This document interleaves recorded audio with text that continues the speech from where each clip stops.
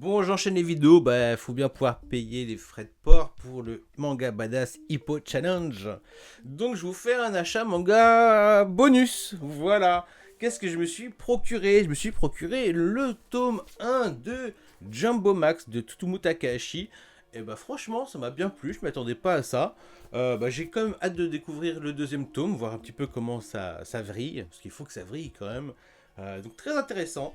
Ça parle d'un mec en fait, d'un pharmacien qui n'arrive pas à avoir la Gaule depuis toujours et qui va se marier avec une très belle femme contre toute attente et qui va la mettre enceinte. Donc lui il comprend pas parce que il est dans l'incapacité d'avoir des érections.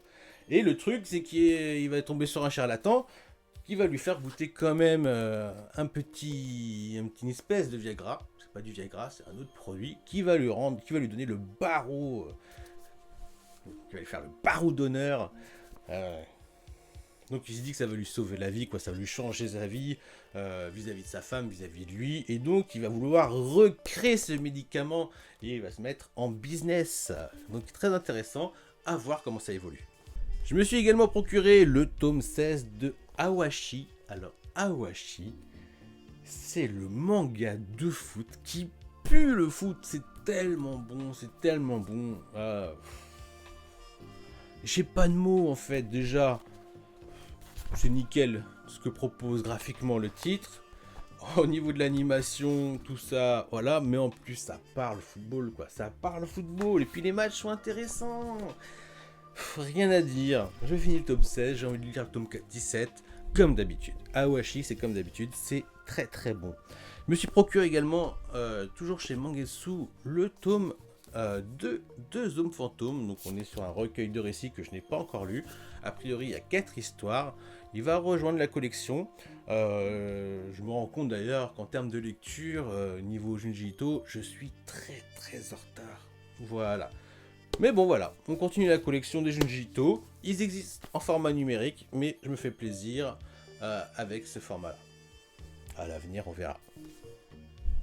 Je me suis également procuré, et ça c'était obligatoire, que je me procure le tome 1 de Biomega de Tsutomu dans son format deluxe, dans son grand format. Il faut savoir que en fait, je suis tombé sous le charme de Tsutomu avec cette licence avant de découvrir Blame, parce que j'avais des préjugés sur cette série. Il n'y avait pas beaucoup de dialogue, que je voyais en format poche, que je voyais dans le sens original français avant d'avoir son sens original japonais. Voilà, c'est vraiment avec Biomega que je suis tombé sous le charme, à cause de cette moto, à cause des scènes d'action, à cause du caractère graphique, à cause de l'évolution du titre aussi, qui change totalement, je trouve, graphiquement à partir du moment où ça part dans l'espace, un peu comme The Knights of Sidonia.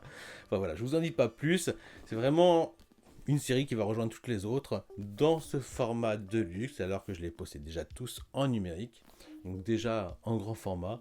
Mais voilà, franchement, ça vaut le coup. C'est vraiment un bijou. Vous allez sur n'importe quelle page, vous avez ce qu'il faut. Et puis le délire avec la moto, là, c'est un mélange entre Akira et Tonnerre Mécanique. La référence que personne ne connaît. Je me suis également procuré, donc après tout le monde, vu que j'ai pris la version collector, le tome, je sais plus c'est le numéro combien, mais bref, le tome Atome, voilà, qui fait part belle avec sa première de couverture à City Hunter et Tsukasa Ojo. Écoutez, c'était très intéressant. Au début, je trouvais que l'entretien avec Tsukasa Ojo était moite, et puis c'est monté crescendo, c'est devenu super intéressant. Ouf. Après, il y a d'autres qui sont super intéressants, comme Kujimori, c'est super intéressant, comme l'auteur de I Am a Hero, tout ça. Donc j'ai pas tout lu, donc Kengo Anawasa aussi, celui qui a fait I Am a Hero et Under Ninja. Voilà, après j'ai pas tout lu, mais j'ai passé une bonne soirée. J'ai passé une bonne soirée à lire certains entretiens qui m'intéressaient au prime abord. Et petite folie d'occasion, je me suis procuré les tomes. Alors. 1 de Cobra, vous allez dire, mais. Oui, je l'ai acheté en 9 Cobra. Mais je me suis procuré en occasion du tome 1 Oui, 7. Du tome 1 à 7, non là je fais pas semblant, c'est vraiment lourd.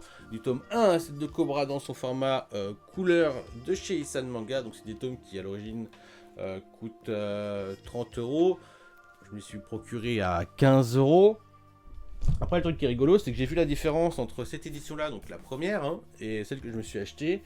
Voilà, on sent que la texture est pas la même au niveau du toucher. Le noir est plus brillant là il est plus mat, il est plus... Voilà, on sent aussi que derrière, ça a été refait. Enfin, voilà, je pense quand même que la réédition est meilleure.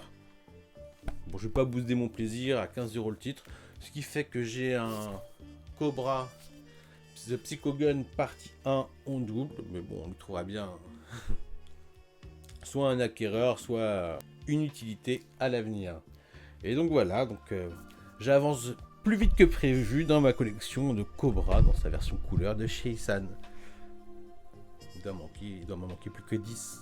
10 fois 30, 300 euros. On va faire ça lentement. On va faire ça lentement, mais sûrement. Sur ce, je vous dis à bientôt. On se retrouve bientôt pour les prochaines sorties achat manga à la fin du mois. Voilà, donc forcément début juin. Ciao!